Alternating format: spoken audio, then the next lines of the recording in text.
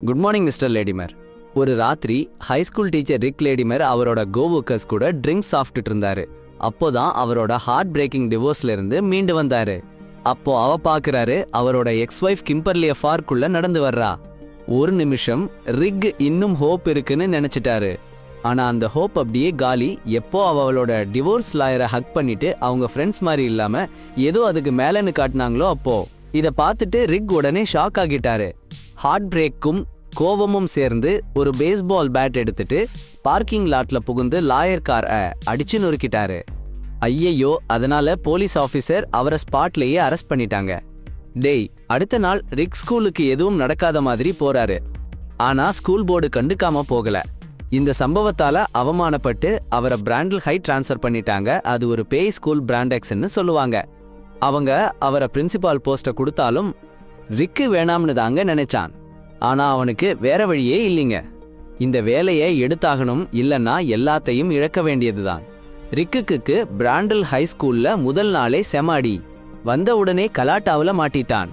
Emil ஜாக்குன்னு 2 பசங்க school ஃபென்ஸை புட்டுக்கிட்டு சண்டை போட்டு மாட்டிக்கிட்டாங்க. அவங்கள ஆபீஸ்க்கு இழுத்துட்டு போனான். ஆனா 2 பேருக்கும் கவலையே இல்லை. அவங்களுக்கு பயமே இல்லைங்க. எதை பத்தியும் பயம் இல்லை. ஜாக் கிட்ட இருந்த நைஃப் பத்தி ரிக்கு கேட்டதுக்கு அவன் சாதாரணமாக விக்டர் டன்கன் கிட்ட இருந்து காப்பாத்திக்கிறேன்னு சொன்னான். அந்த பேரை கேட்டதும் எமில் திரும்பவும் அடிக்க பாய்ஞ்சான். ரிக்கு மறுபடியும் சண்டை வர்றதை தடுத்து நிறுத்தினான். கொஞ்ச நேரத்துல டார்சின்னு ஒரு டீச்சர் வந்து ரிக்குக்கு சிச்சுவேஷன் புரிஞ்சுக்க ஹெல்ப் பண்ண வந்தாங்க. அப்புறம் ஜேக் பிலிப்ஸ் வந்தான். அவன் தான் ஸ்கூலோட ஹெட் ஆஃப் செக்யூரிட்டி. முதல்ல ரிக்குவை கண்டுக்கவே இல்லை. ஆனா ரிக்கு புது பிரின்சிபல்னு சொன்னதும் அப்படியே ஷாக் ஆயிட்டான். பசங்களை எக்ஸ்பெல் பண்ணணும், போலீஸ் கூப்பிடணும்னு ரிக்கு கத்தினான். ஆனா டார்சி வேணாம்னு சொல்லிட்டா.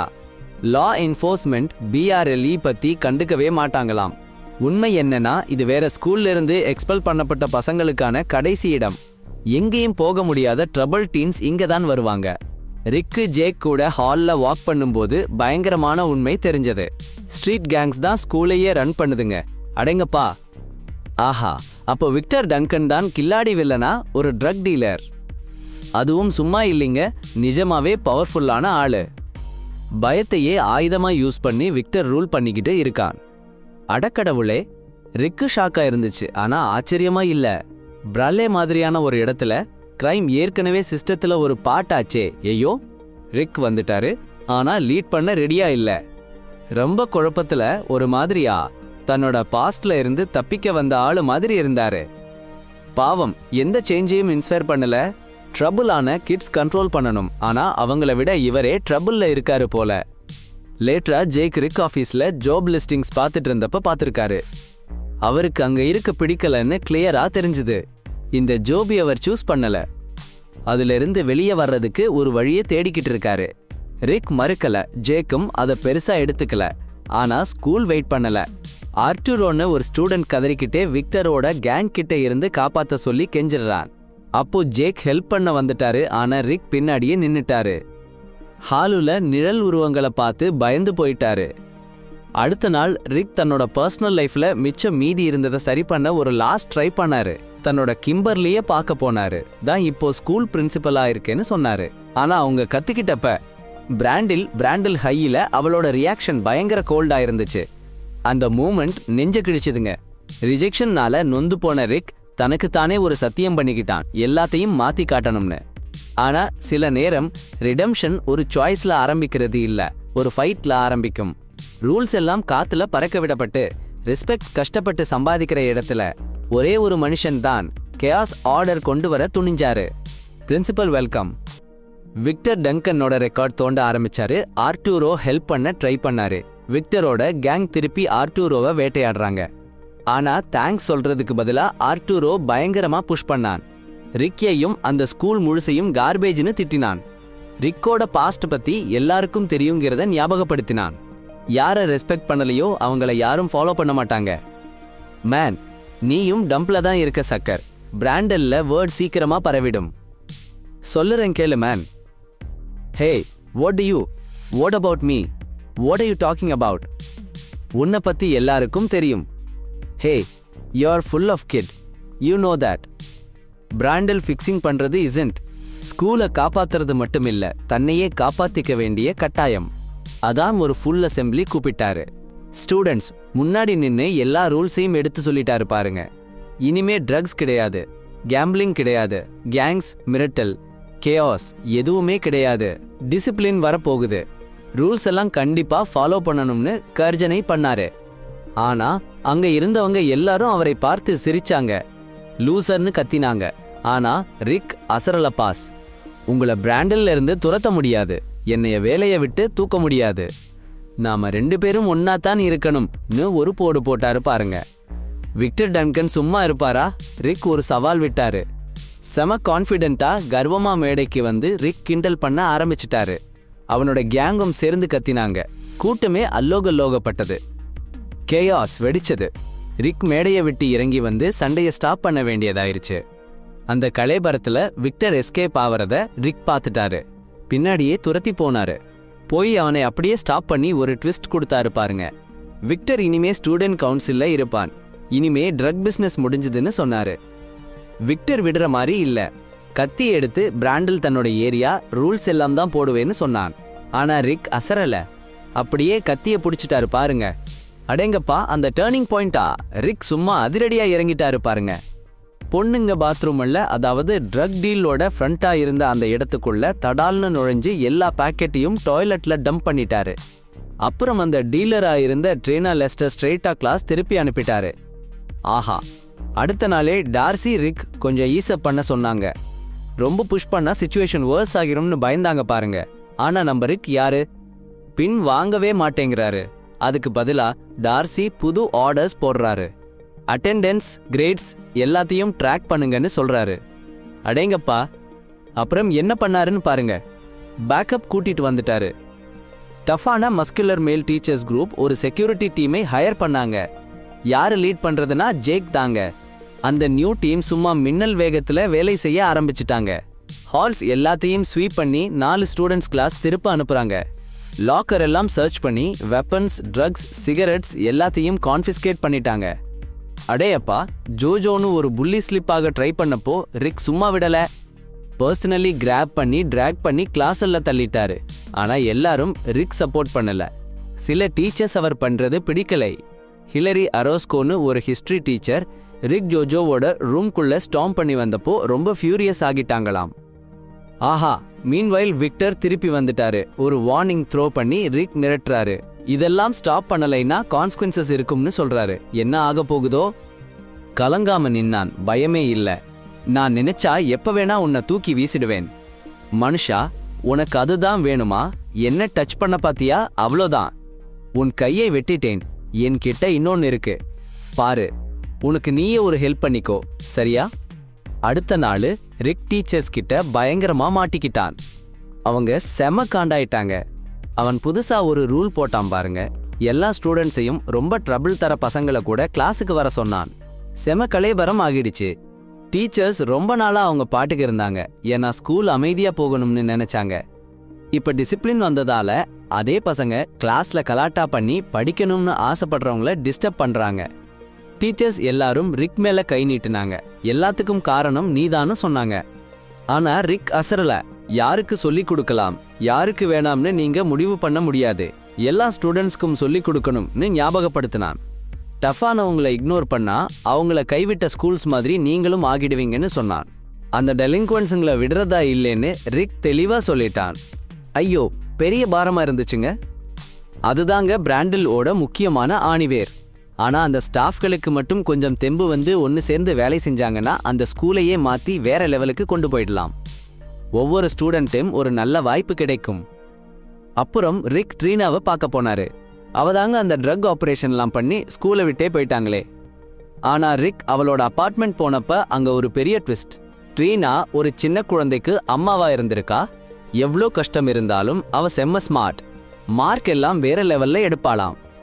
ரிக் அவளை எப்படியாவது ஸ்கூலுக்கு கூட்டிட்டு வரணும்னு ரொம்ப கெஞ்சிறாரு. ஏன்னா அவளுக்கு இன்னும் ஃபியூச்சர் இருக்குன்னு நம்பினாரு. ஆனா ட்ரீனா என்னடானா, படிச்சு முடிச்சு என்னத்தை கிழிக்க போறேன்னு சொல்லிட்டா. விக்டர் கிட்ட இருந்து அவளுக்கு வேற ஆஃபர்லாம் வந்துருச்சான். அதனால அவ வரமாட்டேன்னு சொல்லிட்டா. உடனே ரிக் ஒரு டீல் போட்டாரு. நீ ஸ்கூலுக்கு வரலேனாலும் பரவாயில்ல, வாரத்துல ஒரு நாள் என்கிட்ட வா, நான் உனக்கு தனியா சொல்லி தர்றேன்னு சொன்னாரு. அடுத்த நாள் ரிக் ஜன்னல் வழியா பார்த்துட்டு இருந்தாரு. அப்போ ஒரு குரூப் ரவுடி பசங்க அவரோட மோட்டார் சைக்கிள் கழட்டிக்கிட்டு இருந்தாங்க. கொஞ்ச நேரத்துல விக்டர் அவனோட கேங்கம் வந்துட்டாங்க. அப்படியே ரிக்கோட மூஞ்சிய ஈர துணியால மூடி அடின்னு அடிச்சாங்க. ரிக் மயக்கம் போட்டு கீழே விழுந்துட்டாரு. ஆமாங்க. அடேங்கப்பா. ரிக் கண்ணை திறந்து பார்த்தா மூஞ்சியெல்லாம் அடிச்சு நொறுக்கி ஒரே காயம். ஆனா மனுஷன் அசரல பாஸ். அப்படியே ஸ்கூலுக்குள்ள நேரா நடந்து போறான். படிக்கட்டை தாண்டி ஆட்டோ ஷாப் புக்குள்ள நுழைஞ்சிட்டான். யாருடா என் பைக்கை கிழிச்சு போட்டதுன்னு கேட்டான். ஆனா ஒருத்தனும் வாயை திறக்கல. போறதுக்கு முன்னாடி தன்னோட மோட்டார் சைக்கிள்ல ரிப்பேர் பார்க்க சொல்லிட்டு வந்துட்டான். காயமெல்லாம் ஆறி திருப்பி த்ரினாவை பார்க்க போறான். இன்னும் 3 மாசத்துல காலேஜ் முடிஞ்சிடும்னு ஞாபகப்படுத்துறான். ஆனா த்ரீனா அசரல. அவ தன்னோட பையனை காப்பாத்த வேலை செஞ்சே ஆகணும்னு சொல்றா. ரிக் விடாப்பிடியா படிச்சு முடிச்சா நல்ல ஜாப் கிடைக்கும், உங்க 2 பேருக்கும் வாழ்க்கை நல்லா இருக்கும்னு சொல்றா. அந்த சான்ஸை மிஸ் பண்ணாதன்னு கெஞ்சிடறான். அப்புறம் ரிக் திருப்பி ஆட்டோ ஷாப் போறான். ஆர்டிரோவும் அவனோட ஃப்ரெண்ட்ஸ்மி இப்போ ரிக்க மதிக்க ஆரம்பிச்சிட்டாங்க போல. அவங்க மோட்டார் சைக்கிள்ல ரிப்பேர் பார்த்து முடிச்சிட்டாங்க. அது மட்டும் இல்ல, எல் பிரின்சிபல்னு டேங்க்லையும் ஹெல்மெட்லையும் பெயிண்ட் பண்ணியிருக்காங்க. ஒருத்தருக்கு ஒருத்தர் சப்போர்ட் பண்ணிக்கிறாங்க. பைக் ரெடியானதும் ரிக் தன்னோட அடுத்த மூவை ஸ்டார்ட் பண்ணிட்டான். விக்டர் ஒரு ட்ரக் டீல் பண்ணிட்டு இருந்த இடத்துக்கு போய் எல்லாத்தையும் அடிச்சு நொறுக்கி மொத்த கூட்டத்தையும் விரட்டி விட்டுட்டான். அடேங்கப்பா. விக்டர் அண்ட் அவனோட கேங் குரூப் டக்குன்னு துரத்த ஆரம்பிச்சிட்டாங்க. ஆனா நம்ம ரிக் அப்படியே பிராண்டல் கூட்டிட்டு போயிட்டான் பாருங்க. அங்கதான் அவனுங்களை வரவழைக்கணும்னு அவன் பிளான் பண்ணிட்டான். விக்டர் கன் எடுத்து சுட வந்தான் பாருங்களேன். நம்ம ரிக் அசரவே இல்லை. அப்படியே பாறை மாதிரி நின்னான். பசங்க ஜன்னல்ல இருந்து பயந்துகிட்டு எட்டி பாக்குறாங்க. விக்டர் கொஞ்சம் தயங்கினான். ஏன்னா ஸ்கூல்ல சுட்டா ஜெயிலுக்கு போயிடுவேன்னு அவனுக்கு நல்லாவே தெரியும். அப்படியே பின்வாங்கிட்டான். ஆனா ஜேக் குக்கு சமக்காண்டு. இப்படி பண்ணி உன்னை கொன்னு இருந்தா என்ன பண்றதுன்னு ரிக் கிட்ட கத்தனான். ரிக் கேட்டான், ஏன் நீ விக்டருக்கு இவ்ளோ பயப்படுற? ஜேக் உண்மையை உளறிட்டான். அவனுக்கு விக்டர் மேல பயம் இல்ல, ஆனா அவனை கட்டுப்படுத்த முடியாம போனா என்ன பண்றதுன்னு தான் பயம். விக்டரை கொன்னுடுவேனோ இல்ல அவனால நம்ம சங்கு போயிடுமோன்னு பயமா இருக்குன்னு சொன்னான். ஜேக் தன்னோட கதையை சொன்னான். ஒரு காலத்துல அவன்தான் பெரிய அத்லீட்டா இருந்தான். ஆனா நீ இன்ஜுரி முட்டியடி எல்லாமே போச்சுடா. அவன் முன்ன பிராண்டில்ல படிச்சவன் என்றும் விக்டர் டங்கன் மாதிரி நிறைய வயலன்ஸ் வன்முறை பசங்களை பார்த்து இருக்கானாம். செக்யூரிட்டியா வேலை செஞ்சு அவனுக்கிட்ட இருந்து தள்ளியே இருந்திருக்கேன்னு அவன் ஒத்துக்கிட்டான். அப்புறமா ஹில்லரி ஒரு லெட்டர் கடிதம் வந்துச்சு. அதுல மீல் தான் வர சொன்னான். ஏதோ விழுந்த மாதிரி இருந்துச்சு. அவனோட நோட்புக்ல இருக்க ஹேண்ட் ரைட்டிங் உடன் செக் பண்ணி பார்த்தா, ஆஹா என்ன நடக்குமோ. அட இது ஒரு மோசடின்னு அவளுக்கு டக்குன்னு புரிஞ்சுது. பயந்து போன ஹில்லாரி கிளாஸ் ரூமை விட்டு வேகமா வெளியே வந்தா. ஆனா ஹால்வேல மாஸ்க் போட்ட ஒருத்தன் அவளை வழிமறிச்சு அட்டாக் பண்ணிட்டான். அதிர்ச்சியை வெளிப்படுத்தும் முகம், பயந்த முகம் பதறிப்போன ஹில்லாரி ஒரு சேர் எடுத்து கிளாஸ் ரூம் விண்டோவை அடிச்சு நொறுக்கி உதவிக்கு கூப்பிட்டா. அப்போதான் ட்விஸ்டே. அந்த சத்தத்தை கேட்டு ரிக் தன்னோட மோட்டார் சைக்கிள்ல மின்னல் வேகத்துல உள்ள வந்தான் பாருங்க. மின்னல் வேகத்துல உயர் மின்னழுத்த மோட்டார் சைக்கிள். அடிடா அவன. அட்டாக்கர் வேற யாரும் இல்ல, ஜாக் தான். கோபத்துல கண்ணு தெரியாம ஹில்லரிய தாக்க வந்திருக்கான். கோபமுகம் சரியான நேரத்துல ரிக் வந்தான் பாருங்க. ஒரு புலி மாதிரி பாய்ந்து ஜாக்க மடக்கி டிராஷ் பின்ல தூக்கி போட்டான். வெடித்தலாமா சன் ஆஃப் ஏ ஆவேசமான முகம். ஹில்லாரிக்கு காயம்பட்டதால ரிக் உடனே ஆம்புலன்ஸுக்கு கால் பண்ணான். ஆம்புலன்ஸ் அன்னைக்கு ராத்திரி ரிக் வீட்டுக்கு வந்து அவனோட ஸ்டூடெண்ட்ஸ் எசேஸை படிக்க ஆரம்பிச்சான். ரே எழுதின எசே அவனை ரொம்ப கவர்ந்தது. அந்த எசே ரிக்குக்கு கொஞ்ச நேரத்துக்கு நம்பிக்கையை கொடுத்தது மக்களே. மறுநாள் காலையில ஹில்லரி ஸ்டேபிளா இருக்கா. ஆனா அவளுக்கு ப்ரூசஸும் ரிஸ்ட்ல ஃப்ராக்சரும் இருக்குன்னு ரிக்குக்கு தகவல் கிடைச்சது. மருத்துவமனை அவ ரிகவர் ஆகிற வரைக்கும் ரிக் அவளோட கிளாஸ் எடுக்க சப்ஸ்டிடியூட் டீச்சர் ஏற்பாடு பண்ணினான். அதே நேரத்துல ரிக் ரெமிய மீட்டிங் பண்ணி அவனோட பவர்ஃபுல் எசேக்காக அவனை பாராட்டியே ஆகணும். கொஞ்ச நாள் கழிச்சு ரிக்கும் ஜேக்கும் சேர்ந்து ஒரு சண்டையை பிரேக்கப் பண்ணாங்க. குத்தி விடுவேன். சரித்திரத்தையே திருப்பி போடுற மாதிரி ஆர்ட்ரோவும் எமிலும் கிளாஸ் ரூம்ல ஒரு பயங்கரமான வாக்குவாதத்துல ஈடுபட்டாங்க. எமில் சொன்னான், ஆர்ட்ரோ என்னை எந்த முன்னறிவிப்பும் இல்லாம ஒளிச்சு வச்சுட்டான். என்ன கொடுமை சார் இது. ஆர்ட்ரோ பதிலுக்கு எமில் தான் சாக்குக்கு ஹில்லரியை அட்டாக் பண்ண ஹெல்ப் பண்ணான். என்கிட்ட ஒரு போலி நோட்டு கிடைச்சிருக்கு. அதுல எமிலுக்கு சம்பந்தம் இருக்குன்னு நான் நம்புறேன். இன்னும் பயங்கரமா குற்றம் சாட்டினான். எமிலோ அலறிட்டான். ஐயையோ, நான் இல்லவே இல்ல இன்னும் மறுத்தான். அப்புறம் என்ன ஆச்சு தெரியுமா? சப்ஸ்டிடியூட் டீச்சர் தலை சுத்தி வெளியே போயிட்டாங்க. ஸ்கூல் ரூல்ஸ் எல்லாம் காத்துல பறக்க நம்ம ரிக் உள்ள வந்து ஹில்லரியோட ஹிஸ்டரி கிளாஸை எடுக்க ஆரம்பிச்சிட்டான். என்ன ஒரு தைரியம்! ஸ்கூல் முடிஞ்சதுக்கு அப்புறம் ரிக் ஒரு சாப்பாடு ஆர்டர் பண்ணி அதை வச்சு புஷ்அப்ஸ் எடுக்க சொன்னான். தண்டனை கொடுக்கறதுல இவன் கில்லாடி. அடுத்து ஆட்ரோவை தன்னோட ஆபீஸுக்கு கூப்பிட்டு உண்மையை கண்டுபிடிச்சிட்டான். ஆட்ரோவுக்கு படிக்க தெரியாது. ஹில்லரி தான் ரகசியமா அவனுக்கு ஹெல்ப் பண்ணிட்டு இருந்தா. அதனால தான் அட்டாக் நடந்தப்ப ஆட்ரோவுக்கு அவ்வளவு கோவம். இப்போ ரிக் தன்னோட வேலையை காட்ட ஆரம்பிச்சிட்டான். ஹில்லரி விட்ட இடத்துல இருந்து ஆட்ரோவுக்கு படிக்க கற்றுக் கொடுத்து கிளாஸ்ல மற்றவங்களோட போட்டி போட வைக்க முடிவு பண்ணிட்டான். ஆட்ரோ ரூம்ல இருக்கும்போது எமில் அவனை படிக்க தெரியலைன்னு கிண்டல் பண்ணான். ரிக்குலா எமில் நீயே படின்னு சொல்லிட்டான். அவன் படிச்சு முடிச்சதும் ரிக் அவனை போக சொன்னான். ஆனா ஏதோ சரியில்லாத மாதிரி இருந்துச்சு. எமில் வழக்கமா இருக்கிற மாதிரி இல்ல. அப்பதான் ஆட்ரோ சொன்னா எமில் விக்டரோடத விட்டுட்டு போயிட்டான்னு. ஆஹா, திருப்பம் வேற லெவல்ல இருக்குல்ல. கேங்ல இருந்த ஒருத்தன் இப்ப தன்னோட லைஃபை மாத்த ட்ரை பண்ணிட்டு இருக்கான். அப்புறமா ரிக் ஸ்கூல் முடிஞ்சதும் எமிலை பிடிச்சு உண்மையை வெளியே கொண்டு வரான். விக்டரோட கேங் ஹில்லரி மேல அட்டாக் பண்ண பிளான் போட்டிருந்ததை எமில் ஒத்துக்கிட்டான். ஜாக்கியும் அவங்களோட ஆப்போசிட் கேங் மெம்பர்ஸையும் காலி பண்ணணும்னு நினைச்சிருக்கிறாங்க. எமில் அவங்களோட சேர முடியலன்னு சொல்லிட்டான். அதனால இப்ப அவங்க அவனையே துரத்திக்கிட்டு இருக்கிறாங்க. கேங்ல இருந்து விலகினதுக்காக ரிக் அவனை பாராட்டுறான். பிராண்டில் மாறலான்னு எமில் முதல் தடவை நம்புற மாதிரி இருக்கு.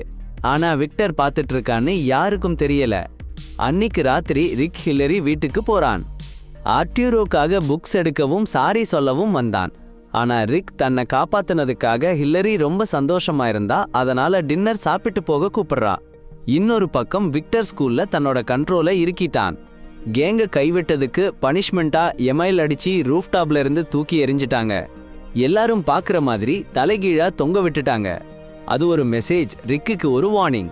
பயந்து போய் குற்ற உணர்ச்சியோட ரிக் ஹாஸ்பிட்டல்ல கோமாவில் இருந்த எமிலை பார்க்க போறான். அவனோட பிஆர்எல்இ, அவனோட கரியர், அவனோட ஃபெயிலியர் மேரேஜ், ஏன் அவனோட பேரண்ட்ஸ் கூட இருந்த பாஸ்ட பத்தி எல்லாம் அவனோட வருத்தத்தை சொல்றான். ரிக்குக்கு புரியுது. ஐயையோ, ஆபத்தோட ஆழத்தை சரியா கணிக்காம போயிட்டாரே. இப்போ ஒரு ஸ்டூடெண்ட் மாணவன் அதுக்கு விலை கொடுக்கிற நிலைமையாகிடுச்சே. ஆனா அடுத்து நடந்ததை பாருங்களேன். எமிலி கண்ணை திறந்தான். கஷ்டப்பட்டு பேச ட்ரை பண்ணி ரிக்கோட தப்பு இல்லைன்னு சொன்னானாம். அடப்பாவமே, அந்த நொடி அப்படியே உலுக்கி போட்டுருச்சுங்க. ரிக் அதுதான் புது தெம்ப கொடுத்துச்சு. விடாம போராட அது உந்துதலா இருந்துச்சு. திரும்ப ரேண்டல் வந்து ரிக் விக்டர் ஸ்கூல் முன்னாடியே வச்சு அப்படியே மடக்கி கேள்வி கேட்டான். மீல் மேல தாக்குதல் பண்ணது நீதான்னு மொத்த ஸ்கூல் முன்னிலையும் அம்பலப்படுத்தினாரே பாருங்க. அவ்வளவுதான். அவமானத்துல வெந்து நொந்து போன விக்டர் ரிக்கா கொன்னுடுவேன்னு மிரட்டுறான். நாளைக்கு திரும்பி வந்தா உன்னை ஒழிச்சு கட்டுவேன்னு சொல்றான். ஆனா நம்ம ரிக் அசரல. ஒரு சின்ன சிரிப்பை உதிர்த்துட்டு அப்படியே போயிட்டானே. அப்புறம் ஆபீஸ்ல ஜேக் வந்து எச்சரிக்கிறாரு. ஜாக் பெயில்ல வெளியே வந்துட்டான். விக்டர் வேற மிரட்டுறான். அதனால வீட்லயே இருக்கிறது சேஃப், பாதுகாப்புன்னு சொல்றாரு. ஆனா ரிக்கு கேட்கிற மாதிரியா இருக்கான். என்ன நடந்தாலும் திரும்பி வருவேன்னு உறுதியா சொல்லிட்டான். ரிக்கோட கண்ணுல இருந்த அந்த வெறிய பார்த்துட்டு ஜேக்கும் கூடவே வர முடிவு பண்ணிட்டாரு. அன்னிக்கு நைட் ஹில்லரி ரிக்கா பார்க்க வர்றா. கனெக்டிகட்ல இருக்கிற ஒரு போர்டிங் ஸ்கூல்ல அவளுக்கு புது ஜாப் கிடைச்சிருக்கு. போறேன்னு சொல்றா. ரிக் அவ போறதுல விருப்பம் இல்லைன்னாலும் அவ அதை டிசர்வ் பண்றான்னு நினைச்சு மனசார வாழ்த்தி அனுப்பி வைக்கிறாரு.